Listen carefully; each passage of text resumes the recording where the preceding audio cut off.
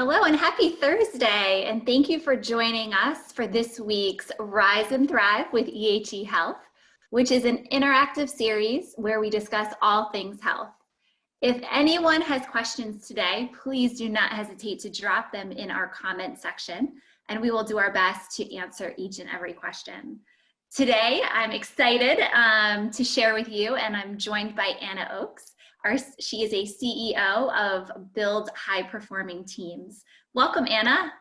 Hi, thank you, Erin, and thank you to EHE for having me. I'm stoked to be jamming with you guys today. Well, we will jam for the next 30 minutes together. So, Anna, today we will be discussing, I think, the most popular topic since March and since COVID of working from home, which I think many people that are joining us today can relate to. So due to the global pandemic, most people have pivoted to a work from home setting, or like I like to say, we're living at work setup. So going from the corporate office to the home office can be such a tough adjustment for folks, one that many people might not have been prepared for. What are some core suggestions for people to find that much needed balance during this time? Yeah, first of all, I think we have to acknowledge that we're in an unprecedented time. It just is so historic on what's happening and what's happening for us as individuals, and then what's happening for us as organizations, right? I'm a student of the system. So my background, just so you know, I'll do a little quick introduction for you. 20 years in corporate America, over half of that was in this human resources, people operations, talent strategy space, and then 4 years out of my own with this company, Build High Performing Teams, where really my goal is to restore humanity into our work and our workplaces. And so things like this issue is so fascinating to me. And again, I'm a student of the system, so I sort of watch the ant farm and how things are happening and changing and paths we open up. So I think we have to acknowledge that this is bigger than any of us know. I'm always a big fan of not recreating the wheel and looking to see what other people have done. This is one of those things that we can borrow ideas, but because it's never happened to this scale and scope, we're really making it up as we go. So I always talk about a topic of scrappy to sustainable, right? You have to give yourself permission that even now, even 5 months, almost 6 months later, however long you've been in quarantine or social distancing, we're still in scrappy mode. And it's okay to stay there and say, I'm figuring this out, because we're giving ourselves permission to not be perfect, to make mistakes, and to be human. Right. So that's the overarching. And then I will say, and I like to dive into each of these as time allows, that I know there is an organizational ownership to this, because it is the company's job, the organization, the system's job to monitor the ecosystem, the environment, the culture that has been built. And that exists in a building, but it also exists virtually. And so it's not all up to them to say, I control every little string that's pulled, but they do want to monitor and do what they can do to control the space or to help support the space. But then it also comes down to an individual. There's an individual responsibility that we have to own our own time, talents, and our voice and our burnout level, right? For ourselves. And we sort those two things have to work in conjunction, and ideally they don't work against each other. And I'm so glad that you in the beginning you mentioned kind of giving yourself permission, because we're all in this together. And I think I had to take a step back of I'm juggling so many different things. Yes, I'm working from home, but I have a family, and so I had to just take a step back and give myself permission that it's okay. And I think that was the hardest struggle for me the first couple of weeks, from transitioning from a corporate environment to working from home. So that took a little bit of time for me. And I'm wondering if some folks that are joining us today, if that's something that they could relate to. So thanks for sharing that. And I think that's pretty powerful. Yeah. And Erin, I think I really want to talk about the individual side, because that's something on this call that we all have in common. We are all individuals who are in a pandemic, who are trying to figure it out. That's our commonality. But I do want to just briefly touch on the organizational or the system perspective first, because I do want to honor that not only that there's a responsibility, but I believe as individuals, we should be informed so that we understand how to work within the system. So real quickly, from an organizational perspective, I think there's a few things that leaders or decision makers can do to support the ecosystem, and that's leadership, right? Making sure that your people leaders are first and foremost being people leaders, because we toggle way too much between a player and a coach, right? Maybe a sales leader has their own quota to meet, but they're not really coaching their salespeople that often. That's a good example. It happens to us in service roles too. So leaders, make sure you're putting people leadership first. It's more important than ever for you to be building that one-on-one connection. I always like to talk about it like a hot air balloon, where the balloon, if it's not tethered to the organization, it's like those, those balloons that are outside of buildings that look like the flailing person, and the air just keeps coming up and it looks like the dancing person. That's really funny for outside a cell phone company, but it's not good when you're talking about your person. They need stability, they need anchoring, they need grounding. And it is the number one tool is that leader connection. So please, guys, best practice, weekly, 30 minutes at least. If you can't do that, please every other week for an hour. Build that connection, talk about the personal side, practice demonstrating empathy in a way that's authentic to you. That is the number one thing I think leaders and organizations need to be focusing on, is that frequent, honest, scheduled and like I would say formal and informal connection periods. That's the thing that's going to get us really far. So focus on those one-on-ones. I would also say make sure you're giving your tools, right? Share articles. You don't have to do it. Like find things like this and share it with the recording with your teams, and then have a discussion about it. How are you dealing with working from home? How are you dealing with burnout? Like use all the content that these great organizations are putting out there as a conversation starter. So one-on-one connection tools. And then the last thing I think from an ecosystem and or an organizational perspective is to make sure you're giving the support, right? So that could be referrals to your EAP, right? For therapy, if your benefit offers that. Or if you have business partners on your HR team, are they providing coaching frequently to the leaders? Because the leaders also have their own stuff to take care of, yet we're asking them to service other people. So like we have to care for the caretakers, right? So there's sort of this top-down waterfall that happens. So whether it's the EAP or maybe you form an ERG, right? Look at employee resource groups, Erin. Up until recently, when I was talking to a company called Kunik, Kunik, I have run ERGs, employee resource groups before, and I have overseen them for organizations as a holistic portfolio of ERGs, but I've never had a parenting ERG. There's the women's ERG, there's the diversity ERG, but there's never a parenting one. And that is like 60+% of your workforce probably is a parent. So try to form some type of organization and support system around those people. That's my best advice for the leaders and organizations. Anna, thanks for those ideas. I think it's important to recognize that one tool may work for you today, but we might need a different tool for the following day. So I always like to think of it as you want all these different tips and tricks in a little bag that you can carry so that you can pull them out as you need them. And I think just understanding that it's okay to modify your bag as you have a new tool, add a new tool in or a new reference resource. So thank you for sharing that. I think it's powerful to have different strategies that you can pull from. Yeah, and that directly links to my fourth tip for individuals that we'll talk about. Can I walk you through the 4? Sure. Okay, and let's stop each one because I want to see if there's questions on the chat, or Erin, because I talk about this all the time, I can either talk too much or maybe gloss over something. So you let me know if you want to go deeper on something. But I would say the first step for all of us when we are working from home, and we have to acknowledge that this isn't something that, let's say me 4 years ago when I left corporate America, I made the decision and suddenly I was remote and I was really lonely. And I have a great network, physical network, online network. I have great friends, I have great family, I have great support system, but it was still lonely because I went from being in an organization of over 4,000 people in the office to just me crickets, right? And even when I built a team of 4 people, we're all virtual. So we didn't make that decision. This was like we were all pushed into it. And that goes back to like being scrappy. We're still being scrappy, but we have to work towards sustainable. But in order to do that, first we have to reflect. We have to pause and stop and understand what's Erin feeling, what's Anna feeling.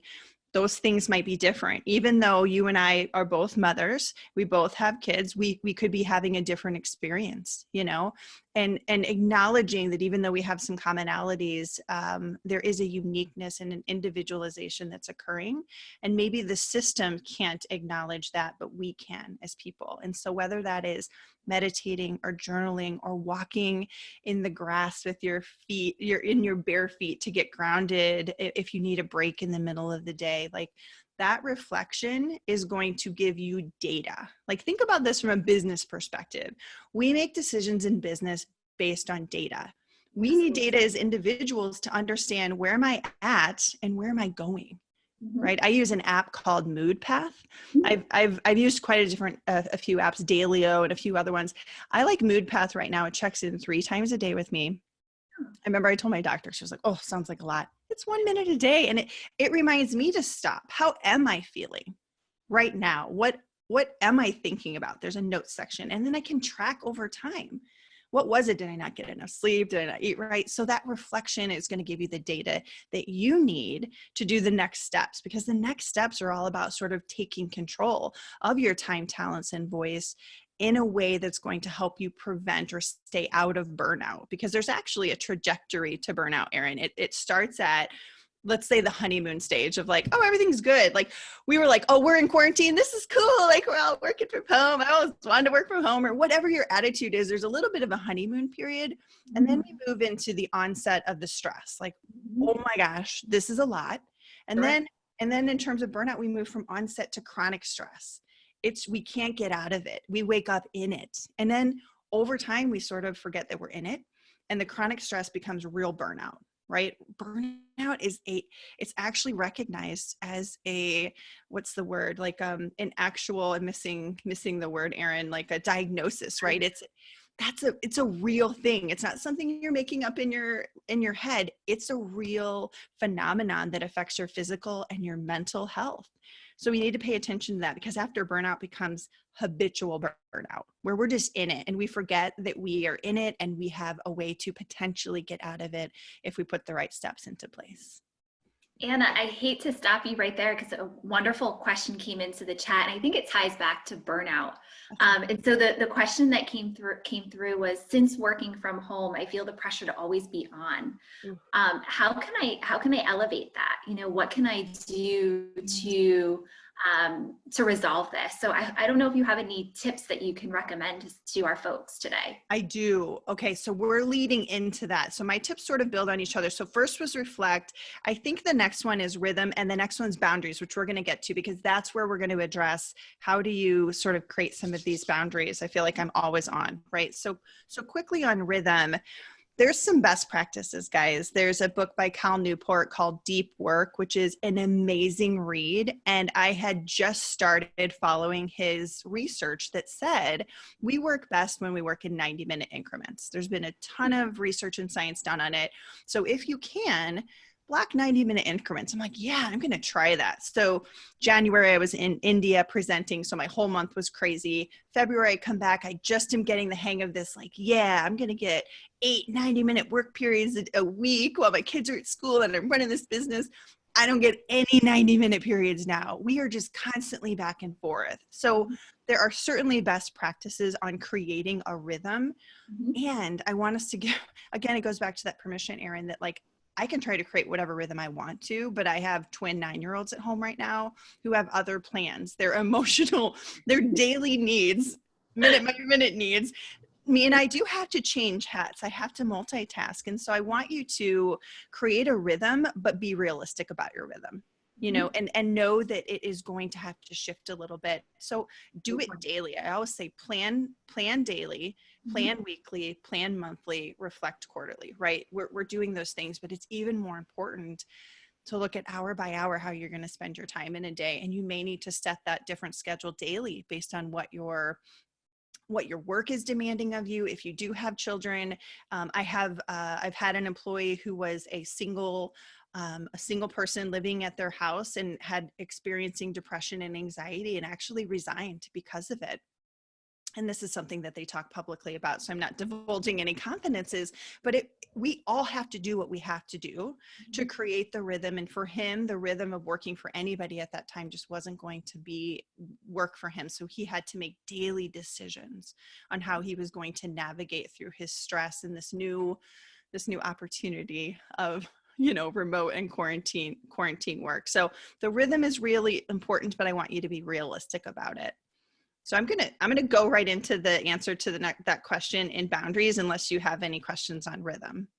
No, I think we're okay for right now. So look forward to hearing what you have to say about boundaries.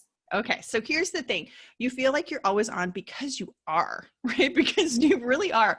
First of all, there is Zoom fatigue, right? The only thing worse than a day full of all-day meetings is a day full of all-day Zoom meetings where you are in this square.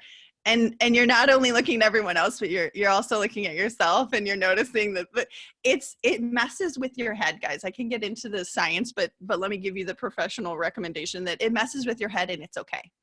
We're not saying that there's any way around that, although I do think we can put together boundaries. So let me talk about that. Mm-hmm. The boundaries that need to exist for you always feeling on means you have to structure your day. You have to reclaim that. And maybe you don't get to live in my fantasy world, which I still dream of those 90-minute increments. I'm lucky if I get like 10, 15-minute increments without an interruption, right? And they're being super cool right now, but like, it's not typical. It's not. So what boundaries do I need? Do I need to push back? I have a friend who just started a new job. And in the interview process, it was, oh, we're fine working remote. And then it was like, oh, could you come in on your first day? Oh, could you come in on your first week? Well, that broke the agreement that person had with their partner, their life partner. So they need to go back and say, maybe that's not the best thing for me. Not that I have to resign from this job, but here's the choice that I've made for myself or for my family or for whatever the reason is. And it doesn't always have to be a medical condition. If it's not good for you to be going in the office, you should speak up. If you are experiencing stress from 10 hours of Zoom meetings every day, you need to have a conversation with your leader. Ideally, you'll come with some solutions. Have you identified some meetings that you could opt out of? Mm-hmm. Could you even make agreements like on a video like this where we don't all have to have our video on? Sure. Like just those small considerations, those are all boundaries that we can ask our ecosystem to do some of that, but it really is up to us individually to set up those boundaries. And so if you're feeling like you're always on, you're moving really quickly to that burnout and habitual burnout. It's not sustainable. It's scrappy and good for you for doing it, right? I was talking to an executive at a Fortune 100 company not too long ago, and he said like, oh, this is great. Our employees are more productive than ever. Mm. Yes, because everybody is like, oh, I want to keep my job. They're feeling this, we're coming from a place of fear and not abundance. Mm-hmm. So that's scrappy, good for them. But now how do we individually and collective move to sustainable, which means like, we can't keep up at that pace. We really can't. No, absolutely. And I think I've tried to set my own boundaries. So I can relate to you, Anna, of setting some boundaries of, trying to take a few minutes in the morning just to go for a quick walk to just kind of prepare for my day.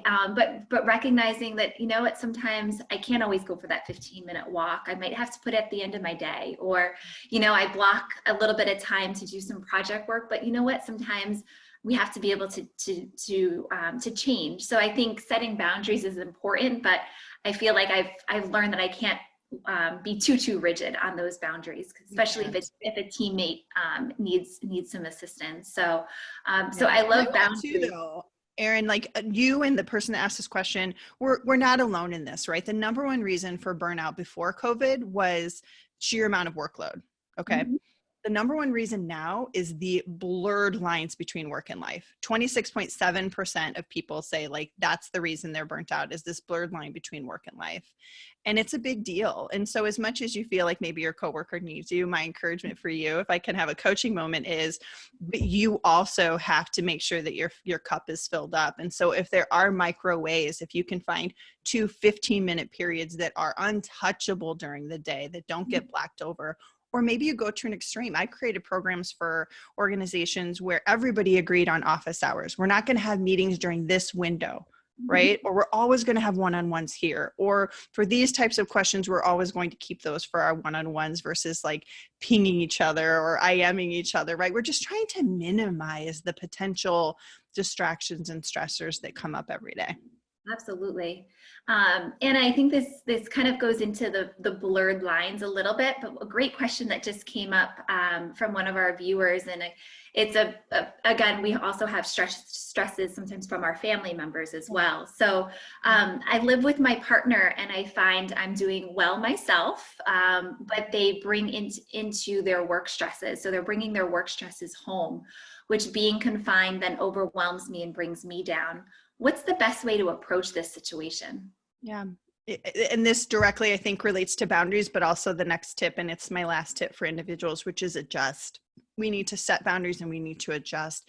And if we're making agreements, it's a word I like to use, with a partner that we live with or a friend that we live with or roommate or whatever, or we're making it with an employer, the core has to be that we're coming from a place of humanity, right? I see you, right? The phrase like namaste, like I honor who you are. I see you, you see me.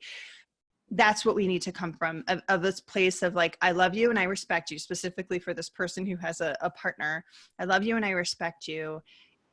How can we get to a place where you have an outlet for your work stress? What can you do? Like, you kind of have to turn a little bit into the coach at that point to say like, what can you do? Hey, here's what I just learned from this webinar, or I found this article online. Share those resources with them.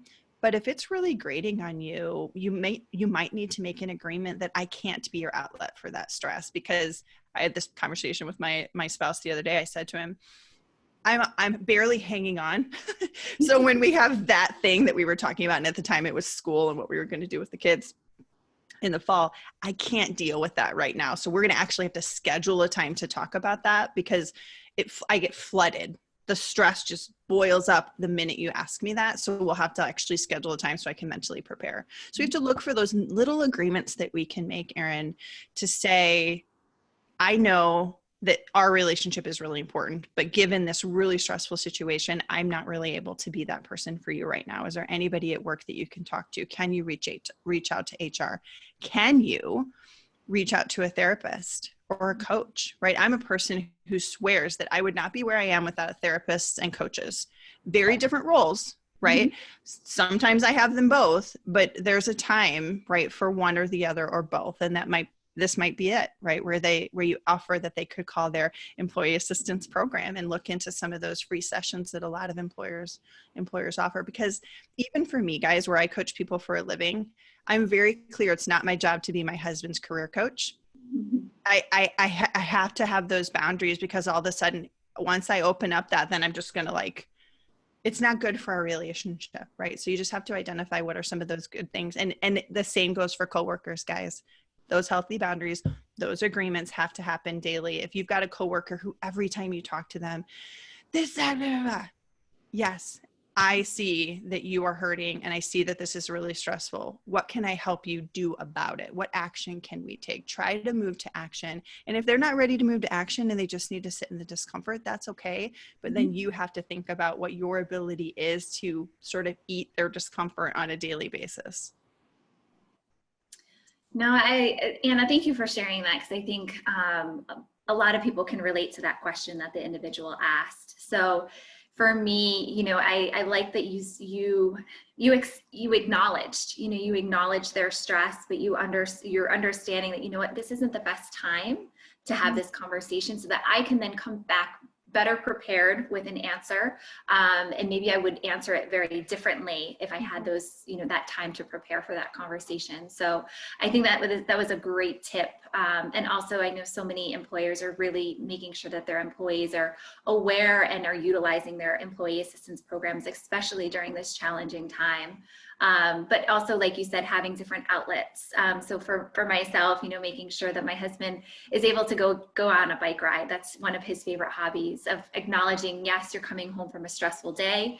go for a bike ride, I'll start dinner, and then I just know the conversation is going to be drastically different when he has some time just to decompress. So I think I'm going to go back to my analogy, from the beginning of our conversation. I have my bag of tricks that I need for myself, but making sure that your partner, your spouse, they have their own bag of tricks and tips, because obviously they might need some different strategies that they can utilize. So, and wouldn't that be of course it would be an interesting conversation to have at home. And I suggest that's an ongoing conversation, at least weekly, because we need to adjust, right? That's that last part. We need to constantly be bobbing and weaving. But wouldn't this be a great team conversation to have monthly, right? What strategies are you employing right now that are really working for you?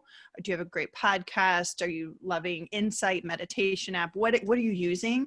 But also maybe what do you need? Where are you still struggling that we could crowdsource some of that information and help each other? Because really the key to psychological safety in the workplace is trust. And the key to trust is that communication and building that connection. We have to look for unique ways to do that. And right now, vulnerability is a big way to do that.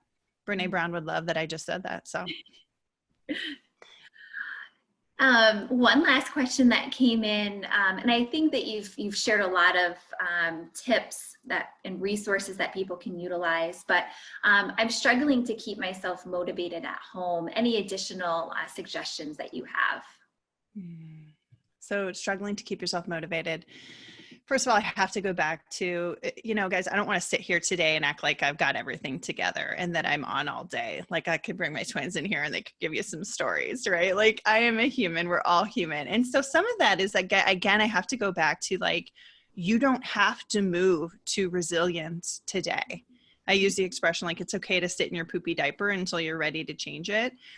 Because if we move too quickly for that, all we're doing is internalizing that micro trauma, those feelings, and it's going to create more stress for us in the end. So just process, reflect. But if you're really at a place where you're like, okay, I actually feel like I have some mental capacity or physical capacity or both to maybe start some new habits or behaviors, start really small. What's the one thing I'm going to do today better? This is a phrase I love, better or differently than I did before.